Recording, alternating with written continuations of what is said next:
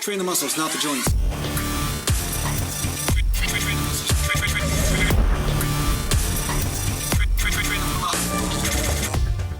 Welcome back to Natural Land Bodybuilding, and today I'm going to talk to you a little bit about overstimulation. And one example of this would be training extremely hard for one workout and then taking 14 days off and then doing like an extremely hard workout again, like 14-hour workout, like the whole freaking day. You're just like drinking Kool-Aid and protein shakes and eating chicken breasts in between your sets, but you're just basically in the gym for 14 hours straight, and then you just take 2 weeks or 3 weeks off training and then come back around and do that again. Now, this is an extreme example, obviously. It's a totally extreme example, but it's based on a comment that was made on 1 week on training and 1 week off, and if this is a really great way to train. Now first things first, I want to say, in the beginning, when you're a newbie, anything works. Anything that is more stimulation than what you were getting before will work. You'll get some sort of results from it. But are they the ideal results? Are they the results that will get you to the top 1 percentile of the elite natural bodybuilding status or natural strength status? And the truth is that there are some techniques that are going to be more effective than others. And there are going to be some techniques that are going to be absolutely totally detrimental to you at some point. You're going to see that they are no longer applicable. Hence, you can have a car with wooden wheels, and those wooden wheels might work really great up until 40 or 50 kilometers an hour. But once you start running the car at 200 miles an hour, you might find something much different starts to go on. The wheels just shatter apart and you blow a side of the car out around the last turn of the racetrack, you know what I'm saying? And then you hit a wall. The fact is that the better your body gets, the stronger it gets, the more elite it gets, the more impeccable you're going to have to be to how you train. Now that said, if extreme training was the best possible way to train, you would see the elite Olympic athletes just sprint really hard 1 day out of the week or 1 day out of the month and then take the rest of the month off. That would be the ideal type of training method. They would just like say Monday or Tuesday, just train extremely hard, then take like 10 days off, and then they would train again. But that's not usually how they train. What they do is they do moderate intensity workouts, and then they'll do an intense workout, and then they'll integrate more moderate or lighter intensity workouts at the same time, right? So active rest is what we know this as. A lot of athletes integrate active rest in their training. So it's not really doing nothing, but it's something to keep the blood flowing, also to keep the muscles nice and pliable and flexible, along with increasing circulation through the joints and all the rest of the body, and also getting the body to remember how to do a certain movement. We also see this with Olympic athletes and powerlifters. They don't just lift super heavy once every 2 weeks and then just, hey, I'm gonna max out on my squat, deadlift, and bench press on Monday and then take a week and a half off and then do it again. That's not the standard way they train.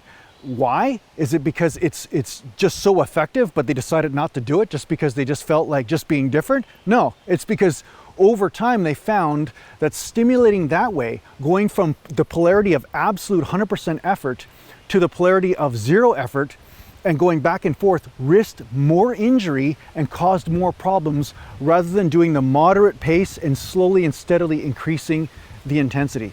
Which is why when I designed the 2-day split programs, there are some of these principles integrated in those programs to make sure that you're not all of a sudden jumping into super high intensity right away without easing into it, right? The body does well with easing into something, not absolute shock, right? Or overstimulation.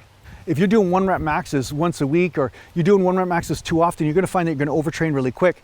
Or if you're training super, super hard, but then doing nothing, what's going to happen is that your body's adapting to rest and adapting to doing nothing. And then you're saying, hey, now adapt to doing something really extreme. And what's going to happen is you're going to tear something, you're going to pull something, you're going to cause all sorts of joint problems. So that said, the week on and then the week off training method, I'm not saying you can't get some results with it. And of course, you always have to listen to your body first and foremost before you listen to me. But at the same time, I would think that a program which integrates a more regular pace of training, even if it's easier intensity or moderate intensity or high intensity, and you rotate through these intensities throughout the week and then take a day or 2 off, but you're not taking a whole week off at a time.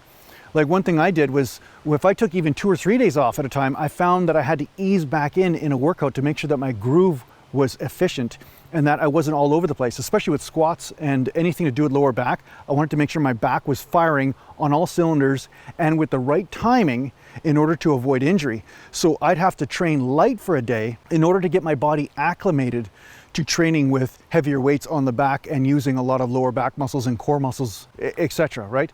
So it's good to try, trendy things, intensities here and there and whatever, and try different methods. But one thing I think you're going to land on is that some sort of regularity to your training throughout the week is going to be more ideal. So say you train one day, then take a day off, and then train another day, take a day off. That's a little bit different, right? Because you are recovering during that one day. But if you're training a whole week, you're going to be totally recovered by the time 3 days are up, or 4 days tops, right? All your body parts are going to be totally recovered. And then there's going to be 3 or 4 days of absolute rest where you're doing nothing. And if you're doing this regularly, I find it will work more as a detriment to you long-term once you get more elite in your gains. Now, again, you can throw everything I say out the window if it's working for you, but at the same time, from my experience, from training with people and things, I found that they would hit a plateau training that way and not necessarily get past it, because the body was never acclimated to saying, this is my standard environment that I must adapt to. I must get stronger and gain in endurance, and I need to immerse myself in that environment almost daily in order to remind the body to adapt to it, right? So the body's always adapting to whatever environment you're in on a daily basis. It's not necessarily adapting to an environment that it's only exposed to once in a while. You know what I'm saying? There's a certain threshold of immersion into a certain environment that needs to happen in order for the body to say, okay, yes, I will adapt to that. That's what I'm most of the time immersed into, and that's what I need to make sure that my body's adapted to. At least that's what I've found. So yeah, take it with a grain of salt or not. Try whatever workout program you want. But if you start to notice that every time you start your workouts back after taking a week off, and then a week on, then a week off, if you start to notice that, wow, it just feels like I get so overly sore every single time, there's a good chance that your body's just actually getting out of shape. So it's almost like you're on a downhill slide. So you're training hard, but then you're taking a whole week off, and now you're starting to get a little bit out of shape again. And then when you hit the muscles, it's almost like they're shocked because they haven't even been trained or exposed to that type of stimulus for a whole week. And it's almost like you're just basically spinning your wheels and plateauing, right? So yeah, the 2-day split programs integrate a day or two off a week, depending on the person and what they feel is right for them. But that's why I train that way for the most part. I basically find that exposing the muscles regularly to stimulus, even if it's a tiny bit, is more effective than huge layoffs of rest and then training here and there. Now, once in a while, you might find the need to take a month off or something like that. I'm not saying that that isn't applicable. Of course, sometimes you want to make sure the entire system is healed, the ligaments, the tendons, the nervous system, the immune system, whatever. That can be applicable once in a while, but as a regular thing, like 1 month off, 1 month on, 1 month off, 1 month on for training, I don't know anybody that achieved elite results doing that. So yeah, just take it with a grain of salt, whatever. So yeah, I hope this helps out in your training. Thanks a lot for watching. If you need to get a hold of me, just go to naturalglambodybuilding.com, and thanks to the Patriot supporters, and take care for now. Mountain. I seem to be having strange things happen when I'm filming videos lately. I don't know what it is, but it's like I was up in the mountains the other day and I got attacked by a dog. Come on. I know, it's scary. You can't see it off camera, but the dog actually snapped at my head, when I was filming a video.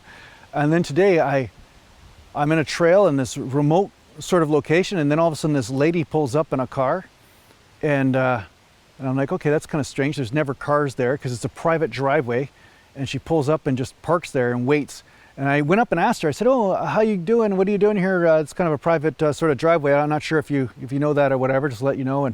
And she said, oh yeah, I'm just killing time before I start work or whatever. And then all of a sudden this sketchy looking van pulls up and drives by, and the guy is looking out his van at her, and then he pulls up beside her, and then they both talk for a second, and then they take off. So I think I was like doing the Miami Vice YouTube thing right now. I might start a crime series, honestly. I might start an investigation series in the lower mainland, talking about bodybuilding, but then, solving crimes. Like, who knows, maybe this will be like the new Sherlock Holmes meets Natural Glam Bodybuilding. You never know. Hopefully I survive it.